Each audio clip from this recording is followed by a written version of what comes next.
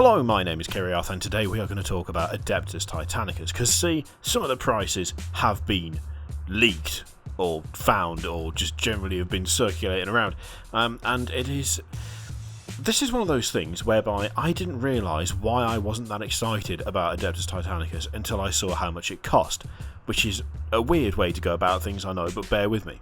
So, the Grand Master, Ultimate King of the Universe, Lord of All You Survey, King of the Domain edition is £175, which is kind of expensive. And there, of course, will be the rulebook and the various bits of scenery to be able to buy separately. The little knights are going to be like 20 quid, and I believe the big guys, the actual Titans, will be the Warlords. I don't know why I just said big guys. The Warlords will be around £80 from what we can see.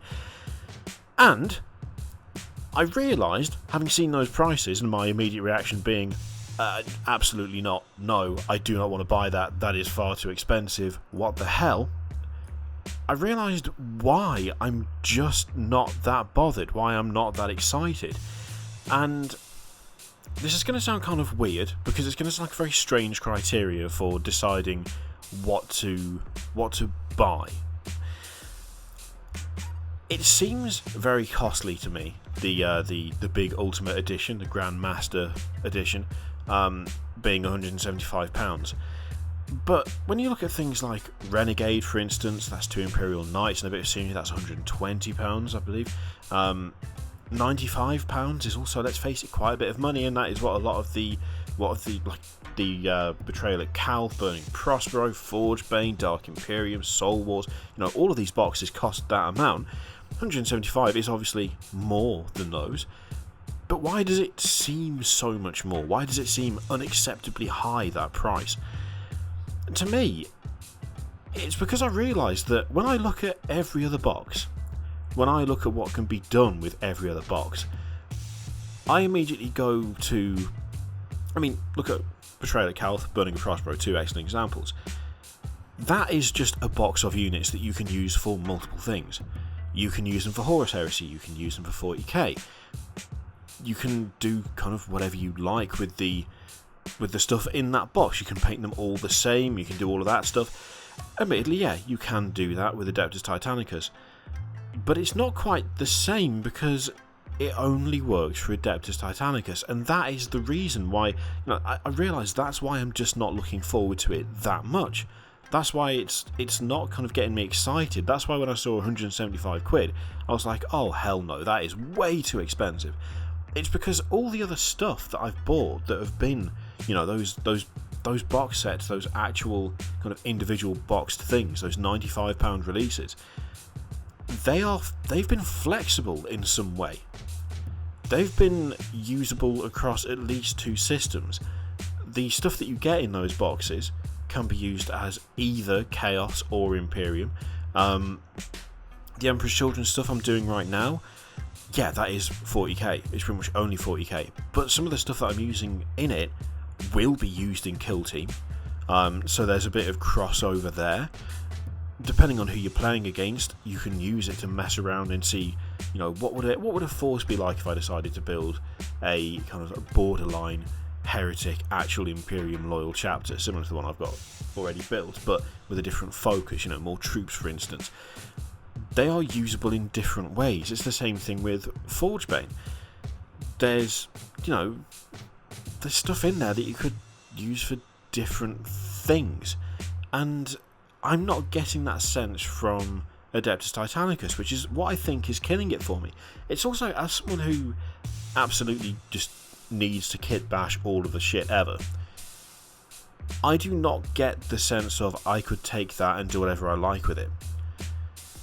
I think it is genuinely and weirdly, and I'm willing to accept that this doesn't really make a huge amount of sense, because Adeptus Titanicus is confined to Adeptus Titanicus, because those models aren't usable anywhere else, because they cannot be utilised in any other way.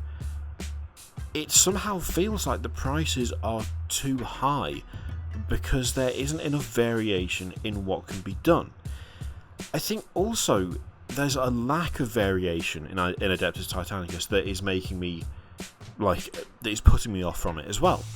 Like, spending 80 quid on a couple of, spending 80 quid on a Warlord, okay, that's, it's less than a Knight, and it's around similar sort of size to an Imperial Knight, as in a 40k scale Imperial Knight, not a Adeptus Titanicus scale Imperial Knight. That's going to get very confusing very quickly, I've realised. It doesn't feel like there is enough content in that game to warrant spending that amount of money. Which, again, I realise probably seems daft, but it is. You've only got two things in there. You've got the Warlord and you've got the Imperial Knight. And that's it. Now, they're going to do stuff with it in future, but for now, for the launch, I'm looking at it and I'm like, that is not a lot of variation for quite a lot of money for models that I can't utilise in any other way. And all of that combined is just making it seem really steep. I mean, objectively speaking, is it really that expensive? Like, is it genuinely that costly? Adeptus Titanicus. I don't think it is really any more expensive than any other system, to be honest. I mean, well, no, that's not true. In a way, it is. Like, Necromunda is going to be significantly cheaper to play than Adeptus Titanicus, just due to the cost of the gangs and so on and so forth.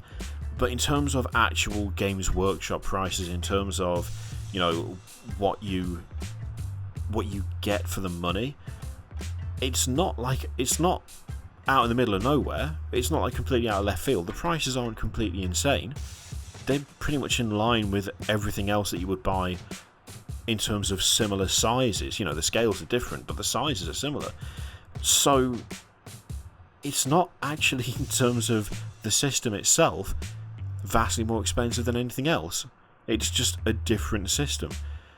But for some reason, the combination of the relative lack of choice, the inability to utilise the models for anything else, the current kind of restrictive feel of what is being released to start with, and the price, even though I know the price isn't horrendous compared to anything else that you can buy from Games Workshop, it's just all adding up to me kind of looking at it and going, I cannot get excited for this. Like, I just genuinely can't. I just cannot sum up the kind of the happiness, the excitement, the joy required to think, yeah, this is something I want to get into. I mean, it feels especially weird saying that because the Lord of the Rings box, the Battle at Pelennor Fields, that genuinely looked really good. Like, that actually looks kind of interesting. I would like to get that. And you could say, well, okay, Kiri, when apply that same argument, what else can you use those models for? In terms of Games Workshop systems, not much, to be honest. Although, to be honest, taking the old ghosty boys and using those as part of a Nighthaunt army would be kind of cool, now that I've got the Nighthaunt side of Soul Wars. But there's also an element of, I run a D&D campaign every Friday. I can find use for fantasy miniatures. Like a big box of fantasy miniatures, I can use all of that shit. Not even for anything Games Workshop related or Lord of the Rings related, but I absolutely can find use for them. Unfortunately, it's not a sci-fi campaign, so at no point will the players have a reason to fight a small-scale Imperial Knight or a Warlord Titan. But yeah, it's a weird one. I don't feel like the price is bad. It's just one of those rare occasions where it's just not for me. It just isn't for me. It's not tickling my fancy in any way. I will say, though, when it comes to the prices, that Australia and New Zealand, you guys you are so absolutely wrecked for this thing. It's so expensive for you guys, and it's absolutely ludicrous. Like, the cost of it is unbelievably high. Like, it's worse than usual, it feels like. For the big bad edition, it feels way worse than you guys usually have it. And you guys usually have it pretty bad. So, I'd be kind of interested to hear what you reckon of. I think it was like, was it $400 I read? Was it $350 for Australia and 400 for New Zealand, I'm pretty sure I read. That is obscene. That is obscene. Why would you bother? Why would you bother? I mean, 175 feels like a big hit. 400 is just... oh, it makes me feel ill. It's just like, oh my god, I can't handle the idea of spending that much money on one thing. That's awful. When it comes to 40k, obviously. Spend that much money on other things.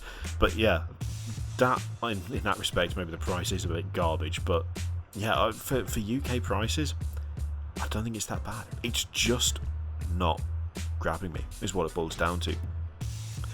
Thing is, I'm just one idiot on the internet with a microphone, not with a webcam today, because the webcam won't turn on. But yeah, I'd be interested to know how many of you are still going to pick it up. Like, do you think the pricing is decent? Do you think it's reasonable? Do you think it's terrible? Do you think it's about right? Do you guess it correctly? And if you're in Australia, how angry are you at this point? I'm going to guess pretty pissed off. Thank you very much for watching. Let me know what you think in the comments down below. As always, in the meantime, feel free to click Patreon, VO, subscribe, all of that shit. There's also an affiliate link in the description if you're in the UK, where you can buy stuff from Element Games, 40k or Age of Sigmar, or whatever you like, model related. And it's an affiliate link, so I get something for that. So if you want to do that, you can. If you don't bother. Thank you very much for watching. I will see you for the next one. Toodaloo.